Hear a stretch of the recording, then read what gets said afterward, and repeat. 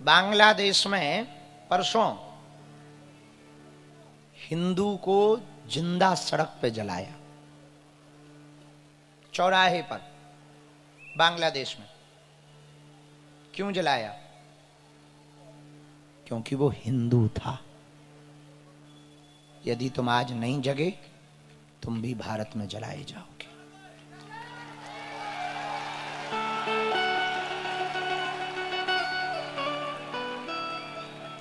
इसलिए हमारी प्रार्थना है, तुम अपने बच्चों को कार, व्यापार देकर मरो या ना मरो, संस्कार देकर मरना। संस्कार रहेंगे तो तुम्हारे बच्चे कार, व्यापार सब खरीद लेंगे, पर संस्कार नहीं रहेंगे ना, हिंदुत्व नहीं रहेगा ना, हिंदुस्तान की संस्कृति नष्ट हो जाएगी। हमारी एक ही चिंता है, हिंदू एक हो, हिंदू एकजुट हो, भारत हिंदू राष्ट्र हो। भिवंडी हम हर 1-2 महीने में आते हैं, जनवरी में फिर से आएंगे। Date Bageshwar Dham YouTube channel पर हर बार की डलवा देते हैं, तो डेट मिल जाएगी आपको। भिवंडी मठ पे बैनर लगवा देते हैं, जब भी आना होता है 5 दिन पहले बैनर, 10 दिन पहले लगवा देते हैं। पर काका ने आज एक और निवेदन किया, बागेश्वर धाम का एक छोटा सा कार्यालय भक्तों की जानकारी की व्यवस्था के लिए अंधेरी में बनाया जाना चाहिए।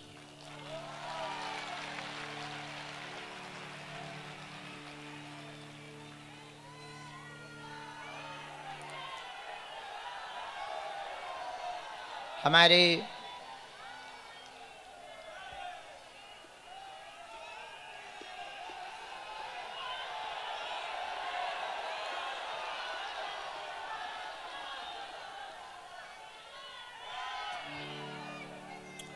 त्रिपाठी जी ने बहुत बड़ा हृदय करके भिवंडी का मठ बनाया। अब मुंबई में सनातन का प्रचार बड़े अच्छे तरीके से होता रहे, तो काका ने अपना बड़ा दिल दिखाया। जिसे परमात्मा में पत्थर दिखाई दे, उसकी मति है कुमति, और जिसे पत्थर में परमात्मा दिखाई दे, उसकी मति है सुमति।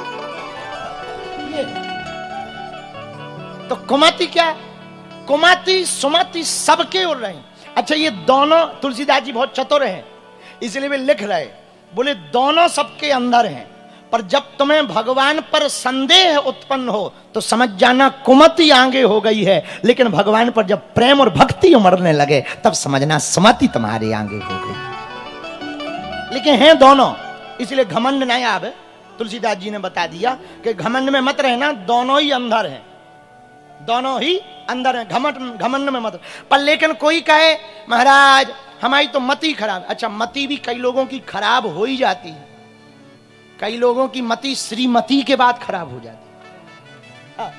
आओ, आओ, आओ, आओ, पहले ठीक रहती है, लेकिन मति में जहां श्रीमती जी आ गई, हमारा एक चेला है गुजरात का, भुज में रहता है, भुज में।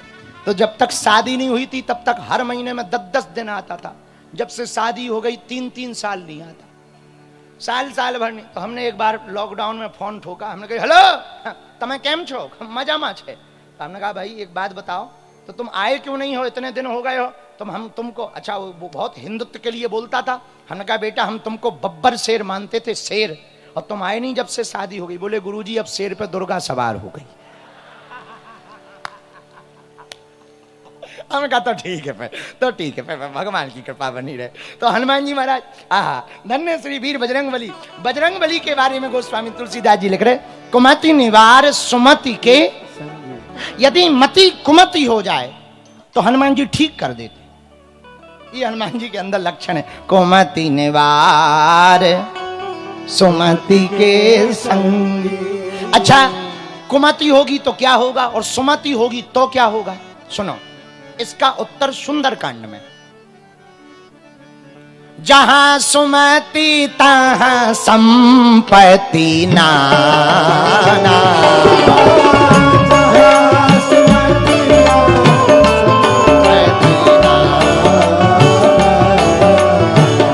जहां कुमति तहां विपत्ति निदाना।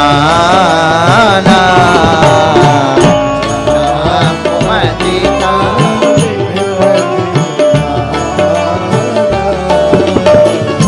श्री राम जय राम, बोलो बोलो श्री राम जय जय राम।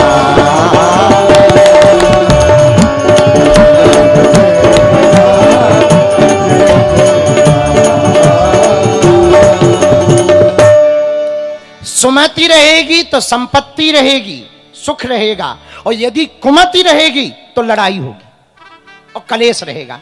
घर में कलेश ज्यादा हो तो समझना एक आध को कुमति ज्यादा है, और घर में प्रसन्नता प्रेम होवे तो समझना सबके अंदर सुमति ज्यादा है। हनुमान जी करते क्या? चौपाई पे आना पड़ेगा। कुमति निवार सुमति के संग। अब एक उदाहरण ऐसा चाहिए जहां हनुमान जी ने कुमति निकाली हो, सुमति दी हो। एक उदाहरण हमें मिला सुंदरकांड में। लंका में वीर बजरंग बली अंजना नंदन श्री हनुमान जी महाराज जब प्रवेश करने के लिए गए तो द्वार पर ही लंकनी मिली। लंकनी कौन है? Emigration officer. विदेश जाओ, तो हम अभी विदेश गए थे, 2-3 देश हुआ है, तो जैसे ही एंट्री करते हैं तो दरवाजे पर एमिग्रेशन ऑफिसर वाले वो वीजा पूछते हैं। पासपोर्ट बताओ, वीजा बताओ, कहां से आए हो, कितने दिन का वीजा है, कब रहोगे, कहां रहोगे, कोड नंबर बताओ, कब वापस जाओगे, रिटर्न टिकट बताओ। हनुमान जी जैसे ही मसक समान रूप कपिधरी सूक्ष्म रूप बना करके जैसे ही एंट्री करने लगे, लंकनी मिल गई। लंकनी बोली हाँ कौन? हनुमान जी बोले हम हनुमान जी। बोले हमें देख तो लिया, पर कहां जा रहे हो? अंदर जा रहे हैं। पासपोर्ट दिखाओ। भारत से पहले विदेश यात्री लीगल तरीके से यदि कोई देखा जाए तो हनुमान जी ही। इनलीगल में रावण है, हाँ, लीगल तरीके से विदेश यात्री हनुमान। बोले दिखाओ कहां जा रहे? कोई इनविटेशन कार्ड है, रावण ने बुलाया है, या विभीषण ने बुलाया है, या फिर मंत्रियों ने बुलाया है, किसी ने बुलाया है, कोई कार्ड वार्ड है? हनुमान जी बोले हम खुद सबका कार्ड बनाते, हम पर कोई कार्ड वार्ड नहीं है। तो बोले सुनो, हमें नहीं जानते, हम लंकनी हैं, यहां से कोई चोर नहीं जा सकता। महाराज ने हमको इसीलिए दरवाजे पर रखा है कि हम पूरे लंका में चोरों से रखवाली करें, हम चोरों से लंका को बचाते हैं। हनुमान जी तो ज्ञानी नामाग्रगण्यम सकल गुण धानम वानराणाम धीसम रघुपति प्रिय भक्तम बात जातम नमामि श्री अंजनानंदन। हनुमान जी महाराज बोले लंकनी एक बात बता, तू चोरों से लंका को बचाती है कि चोर को रखाती है? चोर को रखाती है कि चोरों से लंका को बचाती है? लंकनी बोली कहे क्या रहे? बोले सबसे बड़ा चोर तो तेरा राजा ही है, तेरा राजा रावण सबसे बड़ा चोर है। हमारी माता जानकी जी का चोरी का हरण करके लाया है, सबसे नंबर 1 का चोर है, और तू कह रही कि हम लंका से चोरों को बचाते हैं, तू चोरों को रखाती है। लंकनी बोली हम बातें नहीं सुनते। हनुमान जी बोले नहीं जाने दोगे? बोले नहीं जाने देंगे। नहीं जाने दोगे? नहीं जाने दोगे। हनुमान जी बोले रुक जाओ। एक मुक्का हनुमान जी ने बनाया, उसका वर्णन सुंदरकांड में। मुठ का एक महाकपिहानी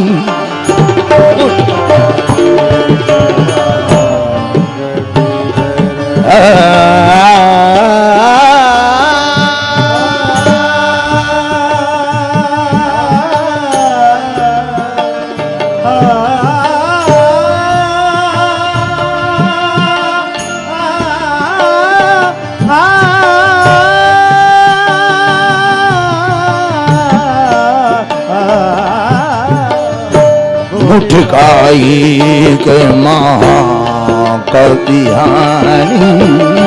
मुठ का एक मुठ का एक महाकपिहानी,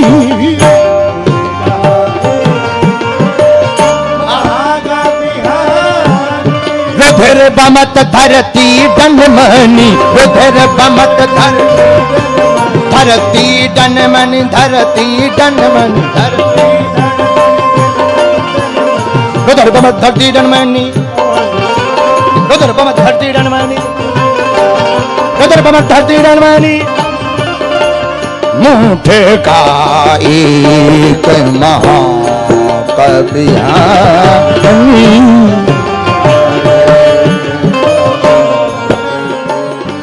हनुमान जी ने एक मुक्का बनाया, मुठ का एक महाकपि हनी, रुधिर बमत धरती जन मनी। एक मुक्का जैसे ही मारा, नाक में मारा, सोई खून निकला। खून को कहते हैं रक्त। लंकनी के निकला रक्त और उठ के बैठते ही बन गई विरक्त। जैसे ही रक्त निकला, सोई हनुमान जी की तरफ हाथ जोड़ के बोली हम पहचान गए। हनुमान जी बोली क्या पहचान गए, पासपोर्ट मिल गया क्या? लंकनी बोली महाराज हम पहचान गए। क्या पहचान गए? बोले जब ब्रह्मा जी ने चलत विरंच कहा मुहि चीना, जब राम नहीं ब्रह्म वर दीना। जब ब्रह्मा जी ने रावण को वरदान दिया था, जाते समय हमसे कहा था बिकल होशिते कप के मारे। जब कोई बंदर तुझे मारे तब समझ जाना राम जी आने वाले हैं लंका में, रावण का नाश होने वाला। हम पहचान गए आप रामदूत हो। लेकिन ये बुद्धि कब आई? कब आई? जब पहले क्या थी? पहले थी कुमति, इसीलिए हनुमान जी को एंट्री नहीं दे रही थी। और जब हनुमान जी ने मुक्का मार दिया तो कुमति बह गई, सुमति आ गई और हनुमान जी को प्रवेश दे दिया और प्रणाम करने लगी। यही तो हनुमान जी का काम है जो तुलसीदास जी ने लिखा, कुमति ने वार सुमति के संगी, महावीर विक्रम बजरंगी, कुमति निवार सुमति के संगी। महावीर विक्रम बजरंगी, कुमति निवार सुमति के संगी। गाइए, दोनों हाथ उठा के गाइए। इसी के साथ ये चौपाई भी पूरी हो गई। तुलसीदास जी ने क्यों लिखा ये हमें जो मन में आया सो हमने बता दिया। हनुमान जी की प्रेरणा मान, सीताराम जय सीताराम, सीताराम जय सीताराम, राजा राम जय राजा राम, राजा राम जय राजा राम, सीताराम हरे बोलो राजा राम हरे, सीताराम हरे बोलो राजा राम हरे। इसी के साथ ये चौपाई विराम, कुमति निवार सुमति के संगी। और बस अब यहीं तक कथा होगी। शेष अगली कथा आगे की चौपाई से 25 तारीख से छत्तीसगढ़ भिलाई में गाई जाएगी। इसके बाद जब वहां पर जहां तक चौपाइयां पहुंचेंगी उसके आगे की कथा और आगे सुनाई जाएगी। इसी के साथ कथा के पूर्व में हनुमान चालीसा का पाठ करने के लिए हमने कल परसों कहा था। हनुमान चालीसा आप सब लोग निकाल लीजिए। भूल गए।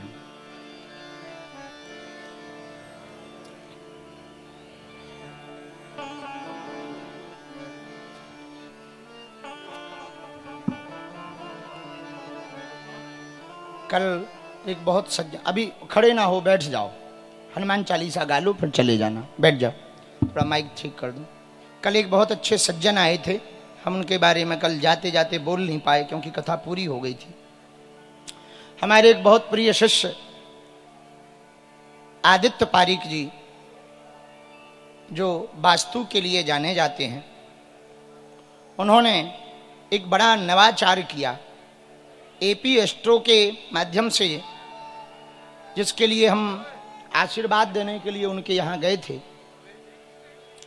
उन्होंने विभिन्न प्रकार के वास्तु एस्ट्रोलॉजी से संबंधित देश विदेश में कार्य तो किए ही हैं, पर उन्होंने गाय माता के गोबर से इतनी व्यवस्थाएं बनाई, गाय के कंडे, गाय के गोबर की धूप, गाय के गोबर की हवन की लकड़ियां, गाय के गोबर का दीपक और गाय के गोबर से ही बहुत सुंदर सुंदर जो है बैठने वाली चटाइयाँ, बहुत सुंदर गणेश जी, गौरी गणेश जी, और पूरी व्यवस्था वास्तु के साथ में उन्होंने बनाई। ये हम देखकर बहुत प्रसन्न भये।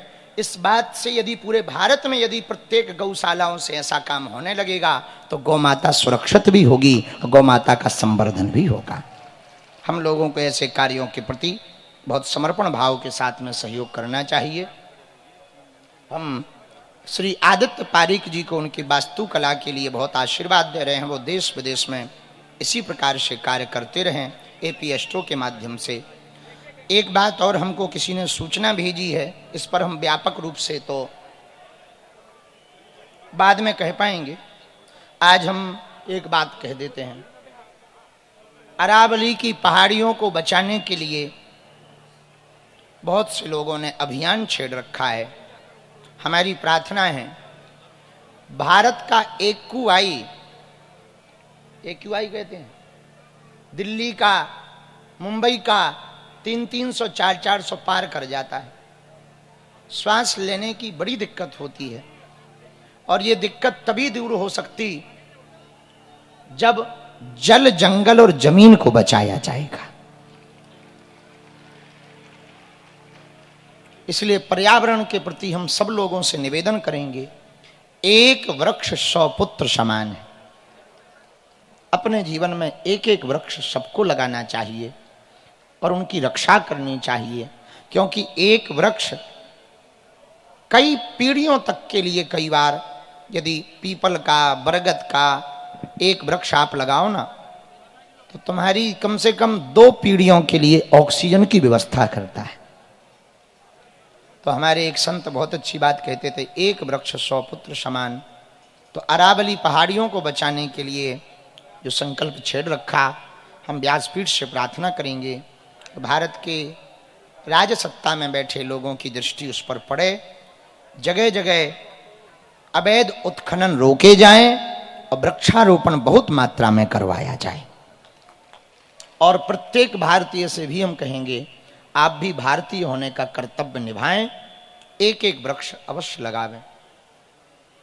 आज की कथा विराम करने के पूर्व में हमको प्रसन्नता है, कथा के प्रारंभ में हास्य अभिनय जगत के बहुप्रसिद्ध कलाकार श्री राजपाल यादव जी तो पहुंचे ही थे, लेकिन अभिनय जगत में हमारी अति प्रीति बहुत वर्षों से जिनके प्रति है, जिनको आपने फिल्मों में विलेन का रोल करते बहुत देखा होगा, पर रियल में वो सच में हीरो जैसे ही हैं, हमारे अति प्रिय श्री गोविंद नामदेव जी भी आज पहुंचे हुए हैं। तो ये आप कई फिल्मों में, एक फिल्म में तो हमें पंडित जी बने दिखाई पड़े, भारी तिलक लगाएं, रामानुजी संप्रदाय का तिलक लगाएं, बढ़िया जो है गमछा डालें और गजब का अभिनय करते हैं। तो हनुमान जी की बड़ी कृपा है, आप भी आज पहुंचे। जोरदार ताली बजाकर आपका भी स्वागत करो। और आप लोगों को कहानी पता नहीं होगी, कितनी फिल्में हो गई, 200 से ज्यादा फिल्में में आप अभिनय कर चुके।